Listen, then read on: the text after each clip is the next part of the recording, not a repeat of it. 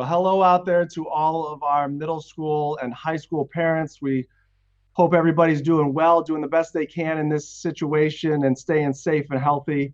Appreciate you joining us again for our virtual community conversation. Just like last week, we're going to be here to answer some of the questions that you asked that we weren't able to answer last week, some additional ones that were posted. And if you check the email that was sent out to you yesterday, it has a link to submit live questions throughout our presentation here. So we will go ahead and answer those. And hopefully we can continue to effectively communicate with all of you to make sure that our students and you as support at a home as parents have all the information they need so that we can do the best we possibly can together in collaboration in our remote learning environment. So we're sharing our screen once again, have some slides to go through. I don't know if you saw, I'm pointing over here like it's on the right screen, but it's in front of you.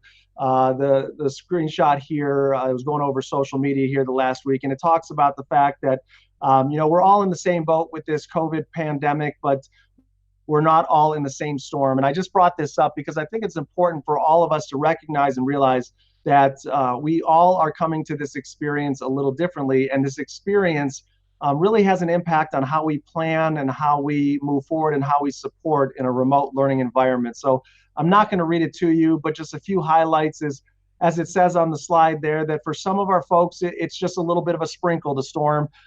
It's just a sprinkle. It's not that much different than what we were used to. We're able to acclimate and accommodate to our new situations. And when we take a look at how does that translate to our remote learning plans and the work that we're providing to our students at the middle school and high school level, you may be saying to yourself, there needs to be more work. There needs to be more depth. We want a little more engagement and a little more rigor in the remote learning plans than we have right now. But we also have to realize that we have families and kids and parents that instead of a light sprinkle, it's a storm. And for a variety of factors, whether it be health of family members or employment issues or just getting used to managing new technologies, and all that comes with trying to educate students in a remote setting, maybe you're saying that group of parents is saying, what you're doing is plenty. We can't take any more on our plate right now. We're managing, but we're good with where we're at. And we also have to recognize that there's some in our community and in our city that, it's a hurricane. It's almost a tornado like we had in certain parts of the area a couple days ago. And instead of saying, hey, I could use a little more, or I'm good where I'm at right now, the feedback is, hey, it's a lot right now and we can't keep up, and can you pull back a little bit? So everybody comes to this experience with their own access to it, with their own entry point. And we need to recognize and understand as a district, when we make decisions, we have to make decisions that's in the best interest of all 5,500 of our students and all of our families that this encapsulates. So once again, we're going to go through and highlight some questions, kind of address the decisions we've made. We are learning as we go. If you think about, 2 school weeks or 2 work weeks ago, we were in session providing a high quality education in a way that was familiar and comfortable and routine for all of us.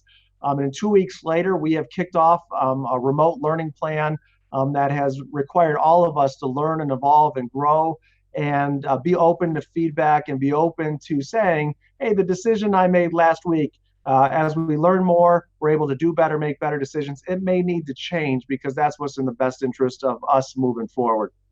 So I want to start with just kind of a high level overview. As we talked about last time, all of our remote learning plans are in one place. They're on the website, on our district website, and all of our building web pages. I'm going to get out of the slideshow for a second and kind of go back to our website again. As you can see over here under the shortcuts on our district page, and this is the same for every building page, we have the remote learning plans and extended closure information. That's where you're going to get all of my emails and communication, which I'm trying to limit unless something comes up to once a week. So either Sunday or Monday, you'll get a communication from me on what's going on in the district with our remote learning plans. We also put this right in the middle under headlines and news. So hopefully you could see it anywhere you go to our web pages. And just know that no matter how long this goes on, whether it's through the end of April to May 1st, or whether it gets closed beyond, this is going to be your one spot to get everything remote learning, whether it be Chromebook access or remote learning plans. It's all going to be there for you to access. So we just want to remind you that that's where you're going to want to go to get all the information on the remote learning plans. In terms of a reminder about our remote learning focus, our focus is not school as usual. I talked to our teachers and all of our staff today, and I shared with them again that this is not just about recreating of, hey, at this time in any other year, I would provide this lesson. We have to bring it back to what are the core essential understandings that we need to make sure kids have that knowledge so that they're successful as they move from one grade level to the next, or from one course to the next course in the sequence. So it is accurate. We may not cover every single thing that was in the fourth quarter cover, but we've strategically decided and determined here are the essential understandings for the course or the subject area, and that's what we're going to focus on. We are moving into new learning. It's not just about review and sustaining. It's new learning in a remote setting. And we are working to extend, enrich, and incite and engage our kids in this learning. At the same time, we need to be cognizant of how do we reduce gaps, because we can't recreate live in-person instruction and the benefits of that. But how do we plan for that this year? And then as we come back, whether it's in May or whether it's at the start of the 2020-21 school year, what the work that we're going to do to make sure that we are addressing those needs and addressing some of those gaps that may not have been addressed, so kids are prepared moving forward. The other thing that I wanted to share is we are changing our pickup schedule for our breakfast and lunch available times. So families in need, you've been working with us and we've been working with you to make sure that your children have the food that they need during scheduled school days. So starting next week, we will move to a one-day-a-week pickup, and that pickup date is going to be Wednesday. Same place, Strongsville Middle School, same time, 11:30 to 12:30. But it's going to be Wednesdays only, and at that time, you'll get breakfast and lunch for a full 5 days. So those pickup days will be April 15th, 22nd, and 29th. And if we're closed beyond May 1st, we'll extend those dates as well. And just as a reminder, we all need to do our part. We want to open up our school again. We want to have kids back. How we do that is we follow the governor and the Department of Health's rules of social distancing. That's why we've closed all of our district athletic fields, as well as our playgrounds. I'm going to ask that as you come and maybe are on property, that you follow. If you're with a family, that's fine. But if you're coming to use one of the basketball hoops on district property, we ask that you follow social distancing parameters so that we can make sure as a state, as a community, as a school district, we can get back to welcoming our students back as soon as possible. So with that, we're going to go on to some kind of updates based on frequent questions we've gotten, as well as some specific questions that you've submitted. So some of my colleagues will be joining me here in a little bit to answer. But the first area that we want to address is just number one, some feedback from this first week. What went well? Where can we improve? So I'm biased, obviously, but I am very proud of our teachers and administrators and staff for what we've been able to get up and running. We've heard a lot of positive feedback from our parents and our students about where we're at. So just to look back and to say our first 4 days of remote learning, I'm pretty excited about where we're at, and I think we've got a solid foundation. And as we go through this, we have been strategic in layering and scaffolding our decisions to say, what is a good part right now to ask our teachers to do, and what's a good focus to ask our parents and students to do. We want this first week and these first couple weeks to be acclimation. Let me get used to learning and working in a remote learning environment. We know the learning pace is going to be a little slower than it would be in a classroom for many students. And so we wanted to give everybody a chance to get used to this setting before we start to evolve and start to look at how can we expand and enhance what we're doing for our students and our families. So, the charge to our teachers, as I said earlier, is creating work that's meaningful, that's engaging, that's inspiring, that's focused on those essential standards, and that moves learning forward. It's not just about review and catching up on third quarter. It's about moving learning forward in those essential areas. Also keeping in mind does it work in a remote setting? So let me say that again. Not everything that we do in the classroom can be recreated in a remote setting. I know we've got a question that's on the slide there about, chemistry labs, things of that nature, hands-on aspects. And so those are things that, Aaron's going to talk about, but that's what we've shared with our staff. Make sure it can be replicated based on the resources and the technology and the accessibility that our families have at home. The other thing that's kind of on deck that we're working through, and I know it's a little easier at the secondary level because we have platforms like Google Classroom or Unified Classroom, but we are going to be focused on giving clear guidance to our staff and also communicating that with you in terms of what submittal of work would look like. What work are we assigning the kids that we want to have them submit? And then most importantly, it's not about just submitting work, it's about high quality feedback for students so that they know where they're at with their learning. So in school, we have fancy words for everything, but formative feedback is while kids are learning, I want to give them feedback while they're in the process of learning. I want to let them know how they're doing so they still have opportunities to maneuver, to change, to enhance what they're doing. Summative feedback means, hey, learning has concluded. You may think of the traditional test. Here's where I want to see really where are you at and what you know. And since we're not collecting grades for fourth quarter, what we are going to share is feedback for students. So this feedback works two ways.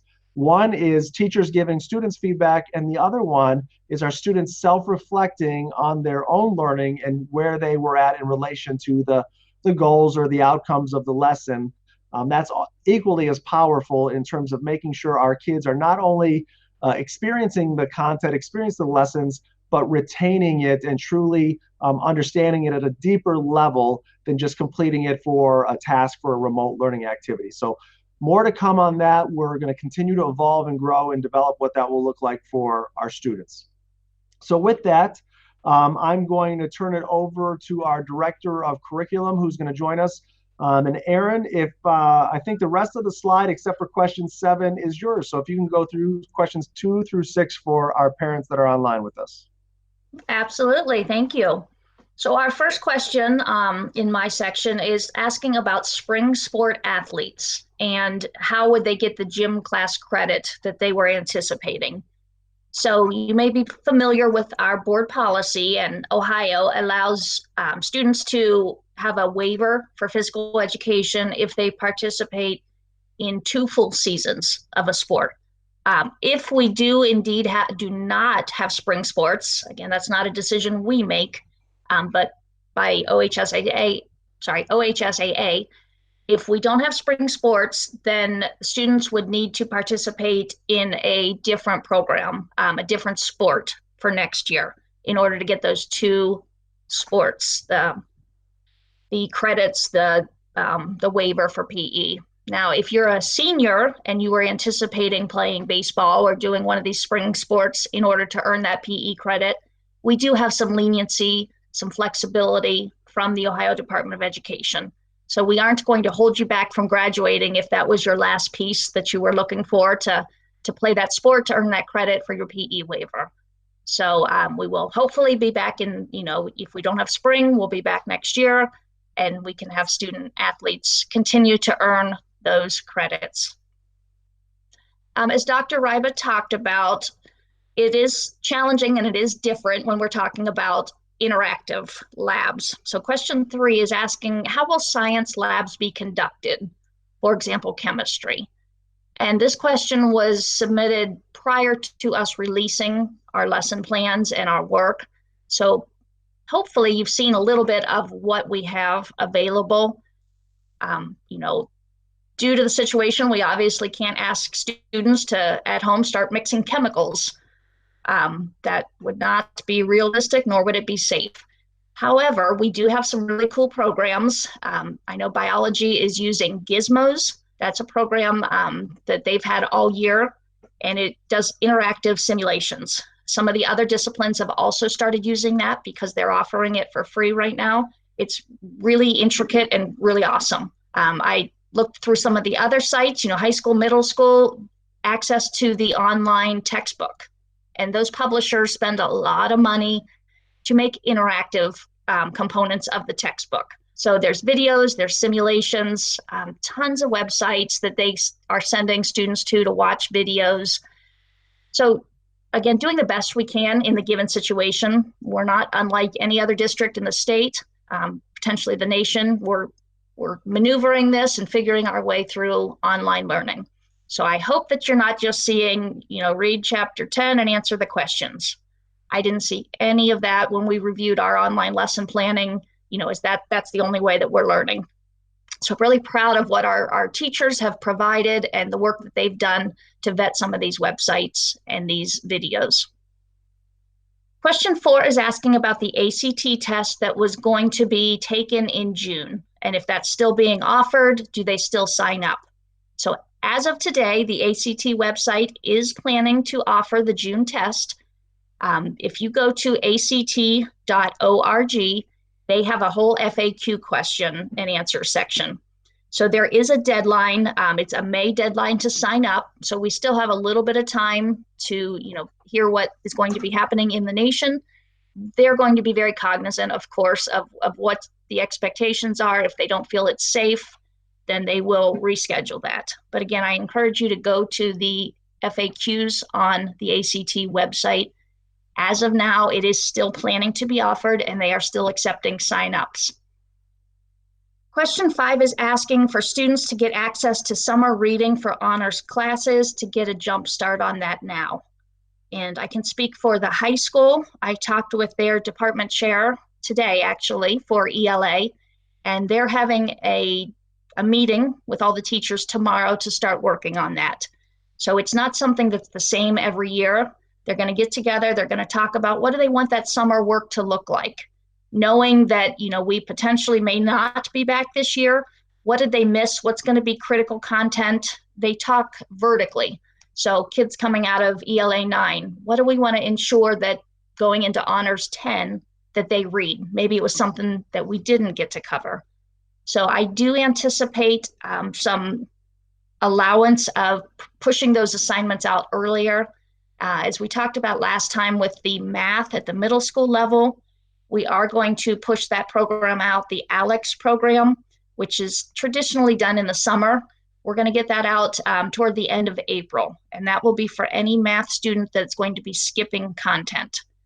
If you're familiar with that, if you're going into like an advanced pre-algebra or an honors algebra 1, you'll be getting information from us. And again, I would say later this, April, later this month, we'll have that for you.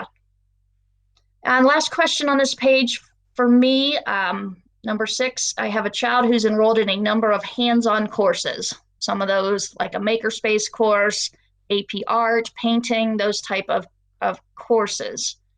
Again, how are those going to be handled?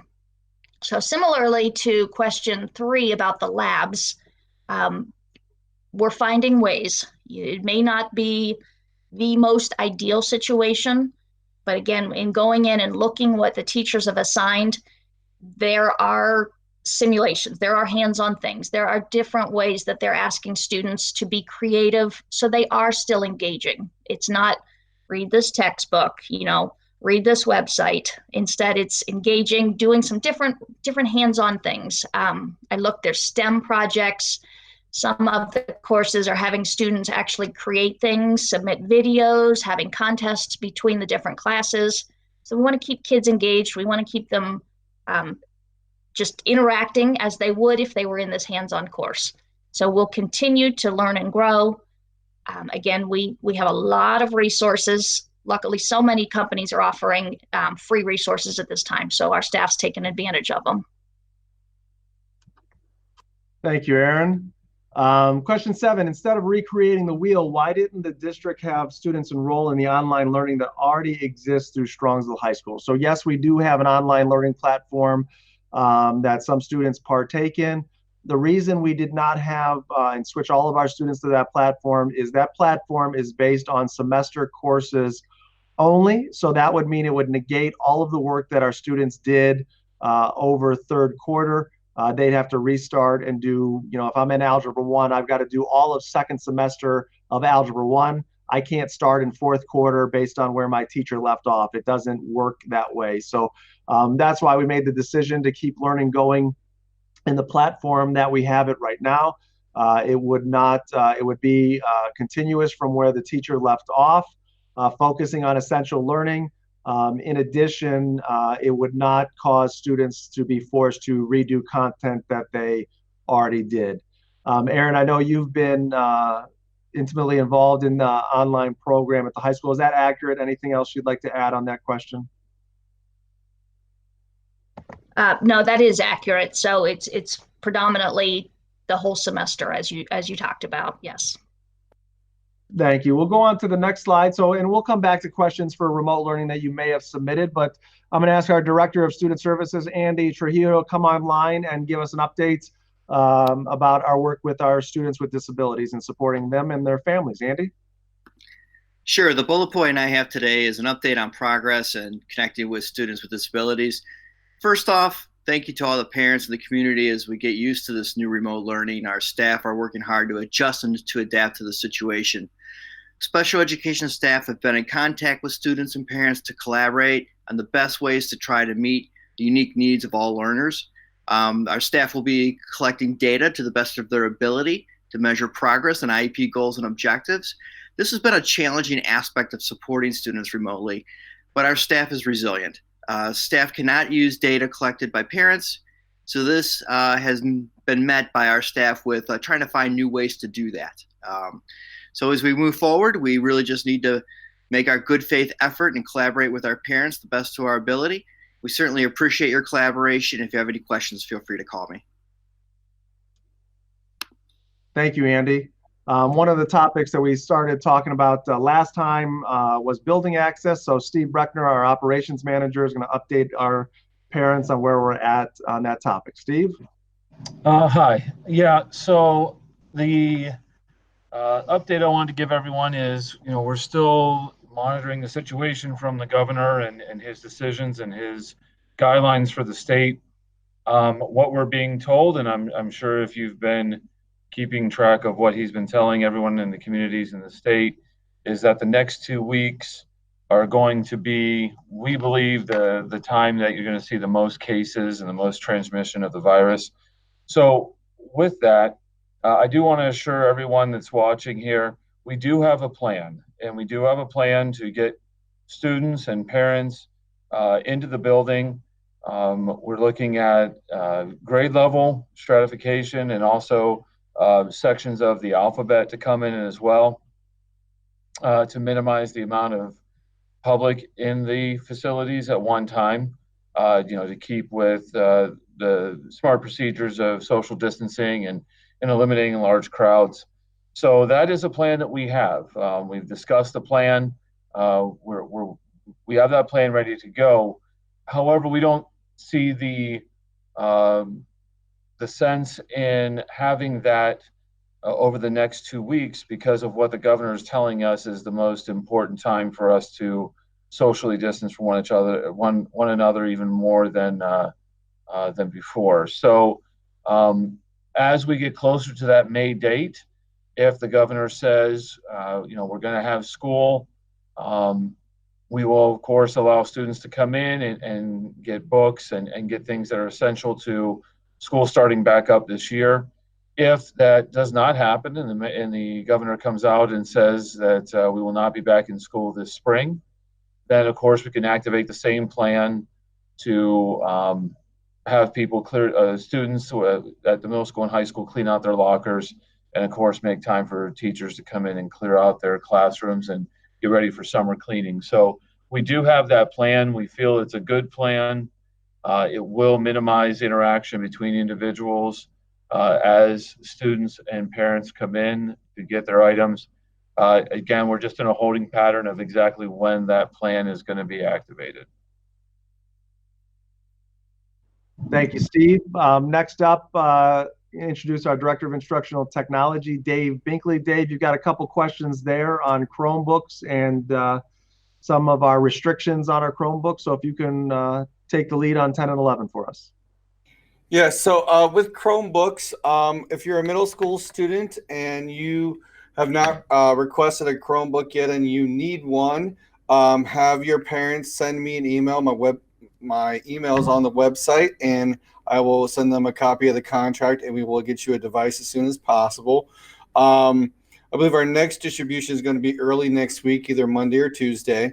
And concerning Chromebook repairs for the high school or any devices that have been damaged or you received them damaged possibly during the distribution, there is a link on the remote learning website that you can fill out. I will get back to you with a possible troubleshoot or suggest a time that we could swap the device out. If you're a high school student, once one of the techs were able to look at that and possibly fix it, we'll be in contact with you so you can swap back and get your original device. Concerning Polaris and the CCP work, if we unblocked or allowed some of those items that would be needed for both Polaris or CCP, it would circumvent a lot of our safety protocols like our web filtering, our securely, and other programs that we have in place to help ensure the safety of our students. So at the current time, we're not opening those up, but we are always looking at these situations and going through some evaluation processes. So I'm not saying that it's going to be permanent, but as of right now, with the issues that could arise by opening up those, we're not doing that at the current moment. Thank you, Dave. Continuing to move on, we've got a couple questions on district fees, and our treasurer, George Anagnostou, is going to share some feedback on those questions. George? Thank you, Dr. Rybo. Hope everyone out there is staying safe and healthy. The first question, number 12, the kids did a fundraiser for their sports. What happens with the money? Will they send the donation back to the people who donated? I think keeping it for next year is not fair since many of the kids won't be playing. First, there's a few moving parts to this. First is that the spring season is still suspended.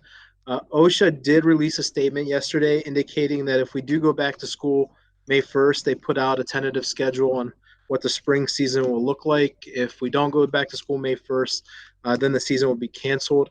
I have been in communication with the athletic director, who is Mr. Ziegler, who's been in contact with the coaches, and they indicated that the coaches still want to do something. If there is no season, the coaches still want to do something special for those student athletes to commemorate the season. So they would like to use those funds to do something special.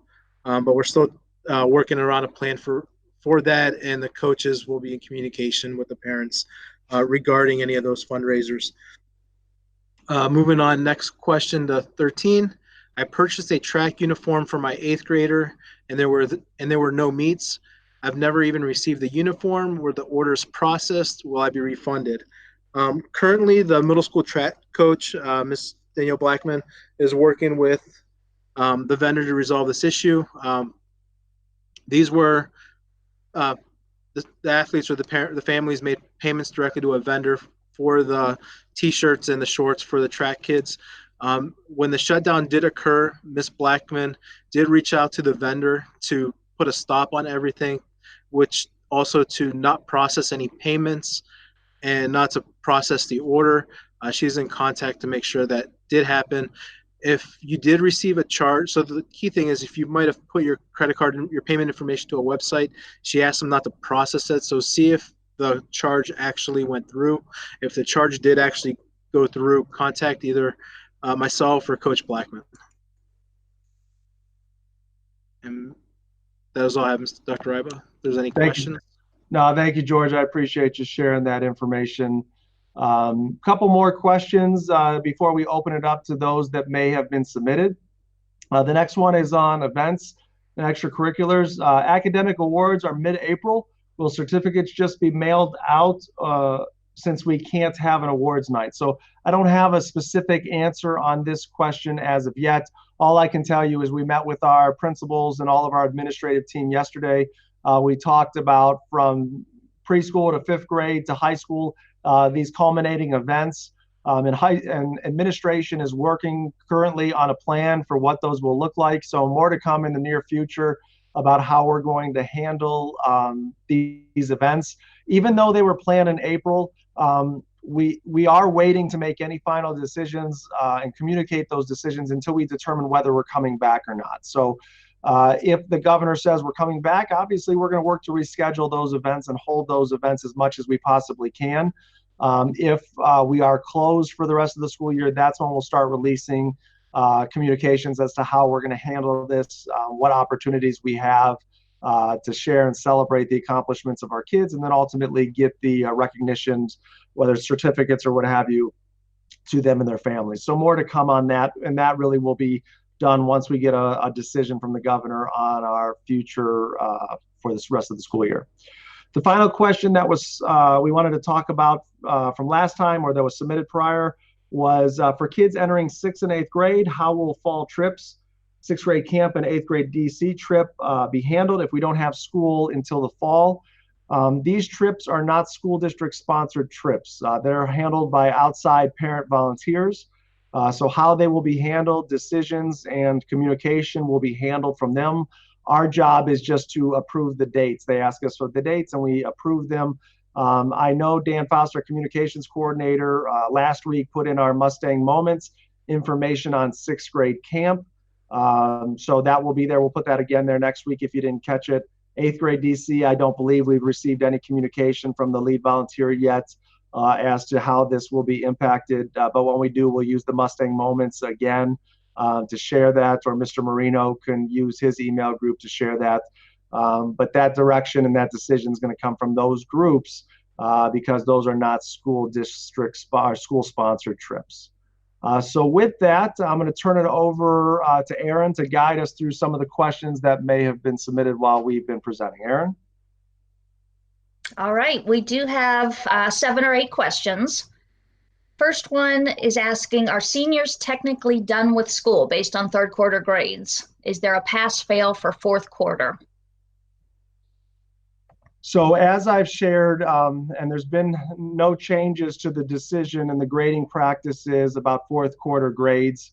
We are not assessing 4th quarter grades for students. It will be based on their 3rd quarter work at the middle school, and at the high school. If we come back, it will continue on to whatever work that is done in the whole 18-week period. So seniors are not done.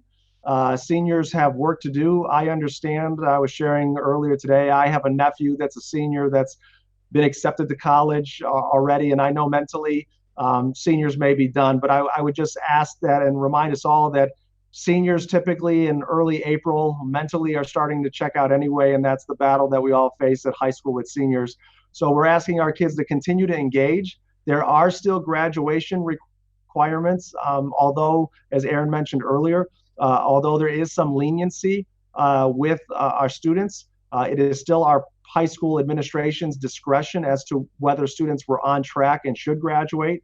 So especially for our students that do not have the credit hour requirements, you need to continue to do the work and engage. And one of the things we're doing with our grading practices, as I shared earlier, we're not changing the 4th quarter grading decision to not assess grades. That's in the best interest of our kids and educational research and work.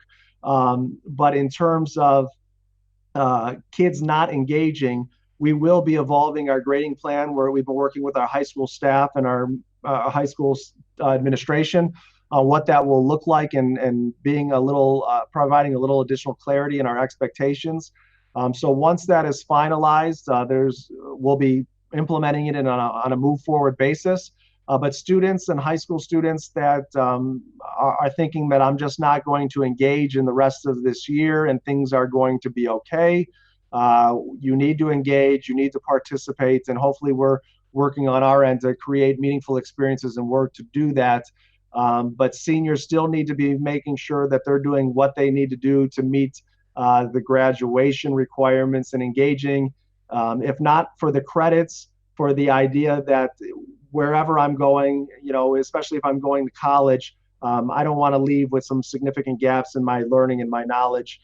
So that's the advice that I would give, and more to come on some of the requirements we're going to put into place in terms of engaging students and the procedures we'll follow for students that are not logging in, that are not engaging, that are not submitting work in the near future. Okay, can you tell us when 3rd quarter report cards are going to be released? So third quarter report cards, what we will be sharing, third quarter report cards, released is an interesting term because they're all online. You can see them now. Grades will not be finalized, though, to the end of the school year. So internally, we sent a benchmark with our teachers, and we'll be communicating that in terms of when the collection of third quarter work, whether it be missing assignments or makeup work, whatever it may be, are done. But our teachers have until that deadline, which will be in May, to get third quarter grades finalized. But the final grade for high school students, final third quarter grade for middle school students will be released via report card by May 29th or thereafter. The 18-week cumulative semester grade for high school students will be released at the same time. Okay, and this one is from a middle school parent asking, can teachers or can we be more specific as to what needs turned in? Or is the expectation that all assignments are turned in? Now, that's a great question. And that's something that I would hope that your teacher is specifying with you of what needs to be turned in. But give us a little bit. Early next week, we'll probably have some better guidance for our teachers going into week 3 of our remote learning. Hopefully, we'll have guidance in terms of what should be submitted, what is going to require feedback from our teachers. So at this point, your teacher should be directing what should be submitted and what doesn't need to be submitted. And if they're not, please use the office hours that teachers are setting up to ask the question. At this point, we've left the submittal of work up to teachers based on the different platforms that they're using. Some are easier than others, but more clear guidance from a district level holistically for all of middle school and high school students will be coming in the near future. Okay, thanks. And a specific Tri-C question. It says that her daughter contacted her Tri-C teacher via email, asked about submission of work. She was told that she didn't need to submit any work to him, but that's contradictory to what you just said. Who's right? She still doesn't have clarification on how to submit work for the course. Can you offer any guidance there? Aaron, just to clarify from the feedback, is it a CCP that's actually a Tri-C course, or is it one of ours that we're running? I suspect it's a CCP off campus, but that's just a guess. Okay, so but the answer should be the same whether you're taking a College Credit Plus course on our campus or whether you're going to Tri-C. We do not oversee the Tri-C courses, the College Credit Plus courses that are happening off campus. So I know it can get confusing, but if you are in a College Credit Plus course, the requirements that you follow must be the college requirements. So you are being graded by the college. You are having that grade transferred to us. We can't direct the procedures that they are using, just like I've created and we've created as a district grading procedures. Tri-C has those and all other colleges have those. So if the Tri-C professor is saying that you don't need to submit anything during that time, that's what you follow. You follow the direction of the Tri-C professor. And again, with grading, they may be collecting things for grades. That's a completely separate system, separate educational entity. That's the choice our students have. And Tri-C will simply submit, here's the transcript for this child, and that's what will be put on our kids' high school transcript. So all that communication needs to be between your child and the college. Okay, and the last 3 questions that we have at this time all talk about or deal with the remote learning plans, the curriculum, and the grading component of it. So I'll try and break them down for you here. This one specifically from a middle school parent saying that while they appreciate the remote learning plans, why don't they follow the curriculum? Why is our work optional? Why are there not more live connections with teachers? And why is more of the work not set up to be assessed, even if a complete or pass-fail? And there's some more that I can answer after ask you after you answer those couple pieces. Okay, so I'll do my best, and Aaron, as always, let me know if I miss anything. I think I missed a few of the components there. But in terms of the remote learning plans, they are following the curriculum. They are following the curriculum in terms of what would be taught during fourth quarter. As I said at the beginning, they may not be covering the entire fourth quarter curriculum because of the research and the fact that's out there that student learning is going to be at a slower pace in a remote setting than it would be in a classroom setting. Some of the content may not transfer easily into a remote setting, and that's why we've told our teachers to focus on the essential key learning standards or learning goals, however you want to phrase it, for the fourth quarter.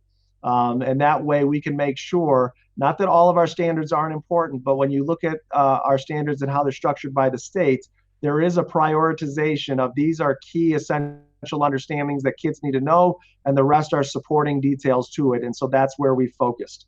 In terms of is the work optional, I think, and I've answered this question a couple times via email with parents, and I know it gets a little semantic-y, if that's even a word, but to the semantics of it, our work is required. Where people are struggling a little bit with that is that we are not grading. I challenge all of us, if the only reason we're completing work and doing school and engaging in instruction is to get a letter grade, then we are engaging in our work for wrong reasons. We need to work on true aspects of human motivation and student motivation, of giving kids option, giving kids choices, giving them autonomy, giving them real problems to solve and to work through.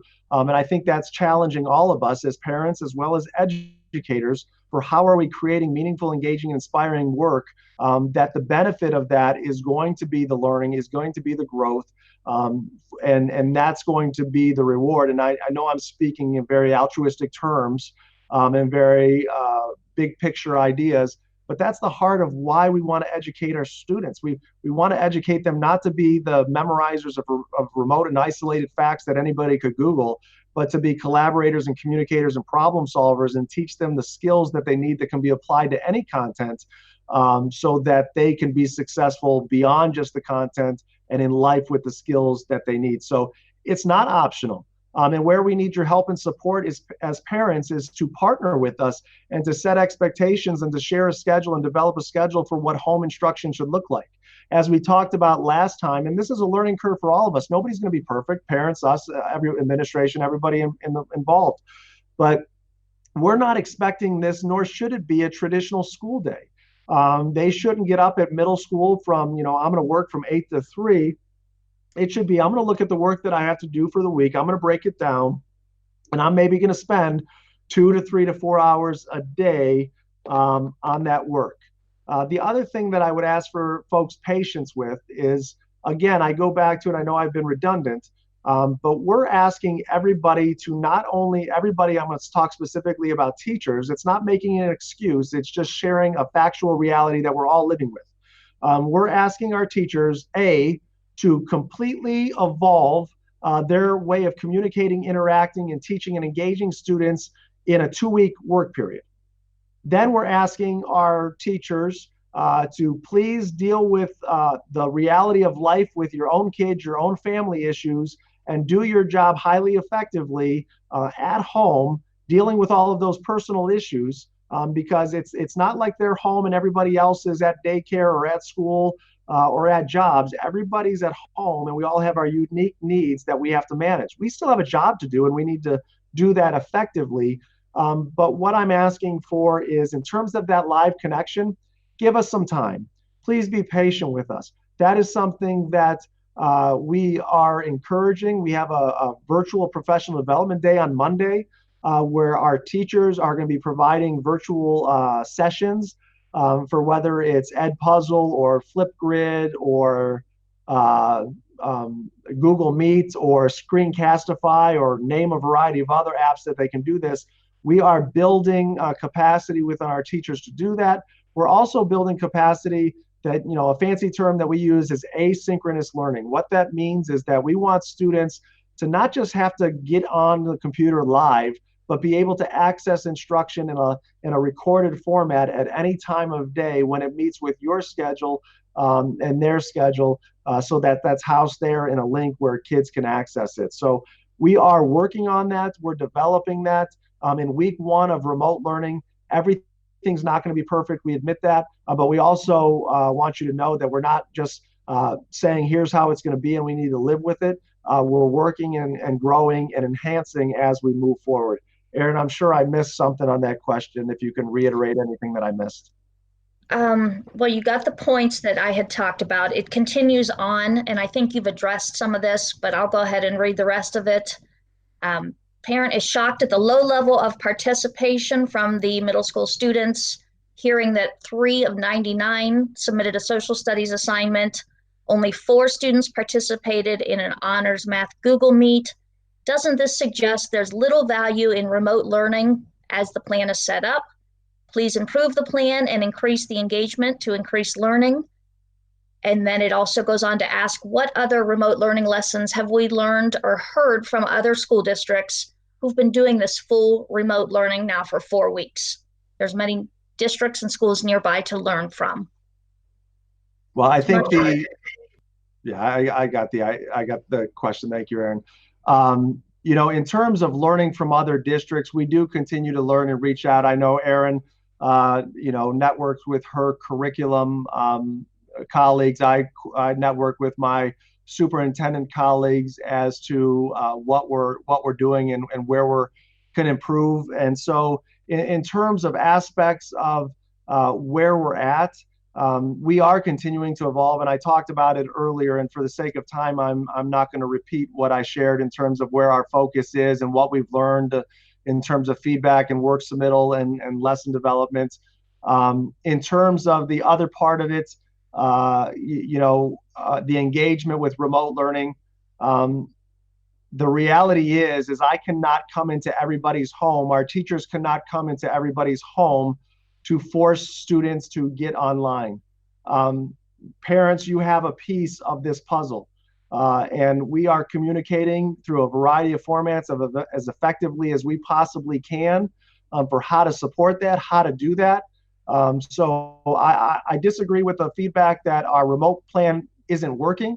Our remote learning plan needs to develop and needs parent support, needs staff support, needs to continue to grow. I think it's difficult to make generalized judgments after 4 days of student engagement. And I want us to all understand that we don't know the situations behind why families are not engaging. Let's have some compassion and understanding that just because only 3 of them logged on at that one time, maybe there was a justifiable reason for that. And when we record the presentation and they can view it at a later time, we can do that. The other thing that I would challenge anybody that I have no problem with feedback or discourse or disagreement, but what I would challenge is let's phrase and let's work together in a problem-solving mindset. It's easy to point out all of the errors or all of the shortcomings of our plan. It's a lot more difficult to look at how we plan and how we evolve and how we do things better when we're talking about, almost 4,000 secondary students. So for our community members that have specific examples that feel that we can do things better or there's a better way to do it, please share suggestions, problem-solving feedback, and we'll take that into consideration. Okay, that being said, I can skip over the next question with the exception of the last part. It says, how do we justify that these are the same students that are going to be competing for spots with colleges and scholarships with the plan that we have in place? Anything that you feel we need to add to that, or have you covered that for the most part? Well, I do want to add to that because I think we all need to recognize that our colleges are working through this as well as how is this going to impact the way that they do business. If we're not able to do ACT or SAT testing, what other methodology are they going to use for college acceptance? What are we going to do with scholarships? What are we going to do with college admittance? So this is not just on the backs of the public school district. Colleges are also working through this. And although, I'm not privy to those conversations, the information that has been shared is that just like we are, they're going to continue to work in the best interest of the students. As we take a look at how are we making ourselves comparable, for those of you that don't know, I was a high school principal. And so I've done a lot of work in terms of college acceptance and grading scales and making sure our kids are competitive as they go to college against other students. So as we look at our plan, that's a part that we take into consideration. So if you take a look at other districts that are around us, and I would say a lot of districts are still, as I've talked to superintendents, not just in Northeast Ohio, but across the state, the grading issue is something folks are still working through. As I've said, our decision to not collect grades in fourth quarter is based on the experts in the field and sound educational research as to why grades at this time would not be an accurate assessment of students' skills or ability. It would be compliance and completion. And so what we want to make sure is how are we keeping our kids competitive? For our high school students, please keep in mind, and our parents, that your GPA is based on your second semester 18-week grades or your semester grades, your first semester, your second semester. So in terms of your GPA, we are working with all of our students to make sure that their GPA is not negatively impacted. We're giving them opportunities to demonstrate mastery in work that can address their third quarter grade. If they had a down third quarter, and we're hoping fourth quarter would bump it up. So as I've given the direction to our staff and just parents in simplistic terms, your concern for college scholarships and grades is what is that second semester grade going to be? I don't see that we're going to put any students in a position that they haven't put themselves into prior based on work completed or attainment of the skills or mastery of the content in third quarter that's going to negatively impact them. We are taking into consideration opportunities that were lost for fourth quarter and how we can recreate those for third quarter. So keep an eye on your child's third quarter grade. That's where grades are going to be finalized for the semester.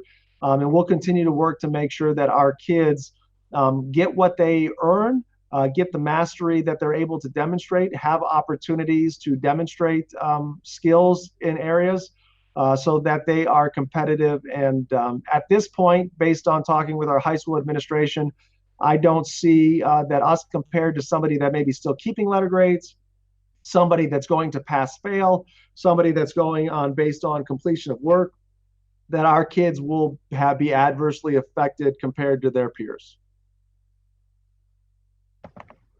Okay, we have two more questions for you. One is a specific question about the student was told by the teacher in a trig class that nothing needed to be submitted, and the parent feels that's contradictory to what you just said.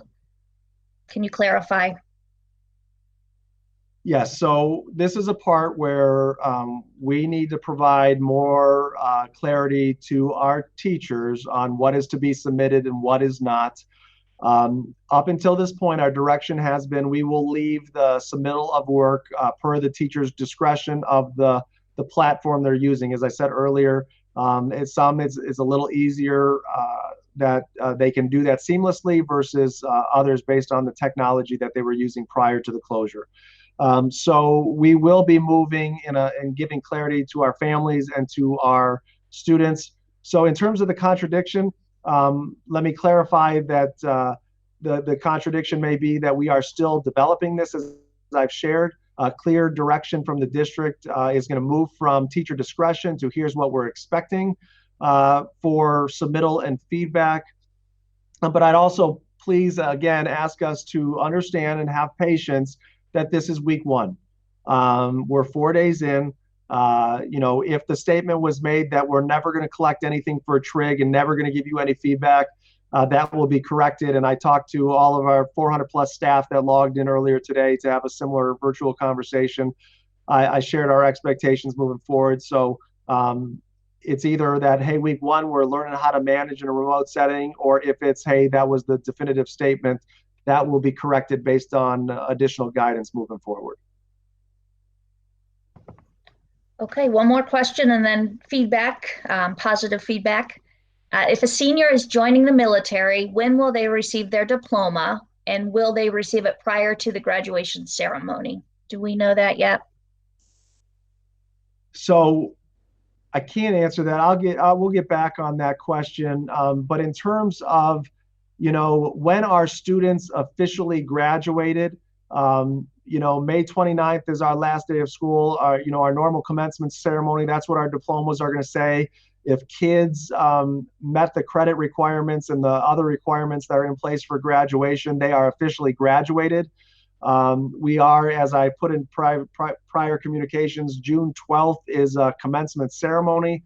That is truly a ceremony. And yes, we will still move, if we're able to, turn the tassels to the other side to signify they're officially a high school graduate. But for our students going to the military or other students, you are officially graduated once the semester ends, grades are finalized for our seniors, and that is documented. And if any family needs anything specific, if I'm going to the military and I have to prove that I have my high school diploma, please work with your high school administration and your guidance counselor, and they can provide additional guidance on that. Okay. And lastly, some feedback that these conversations have been really helpful.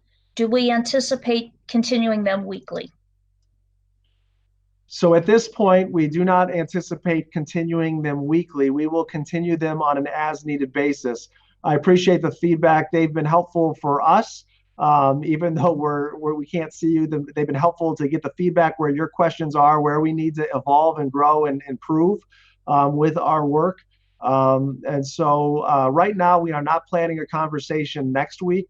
We will have another one in the near future, but if something comes up, if we have a major change that we want to share, if we start to see themes of feedback, we will add to it. We also take a look at our viewership numbers to see how many people are tuning in, and the assumption being if we're seeing less viewers than we did last week, then people are getting the information and communicating. But keep the questions coming. Email your building administration teachers or me. We'll definitely have one in the future, but we're not scheduling one for next week, probably in the next week or so, or next couple weeks. Okay, that completes the submitted questions. All right. Well, on behalf of our entire district, I just want to thank you for engaging with us, supporting the work that we're doing, providing your constructive criticism and feedback. We're better for it. And I hope that you and your families, as I said at the top, are staying safe and healthy. I hope we're all doing our part to socially distance and isolate so we can get back as soon as possible and welcome back our students and conclude a school year.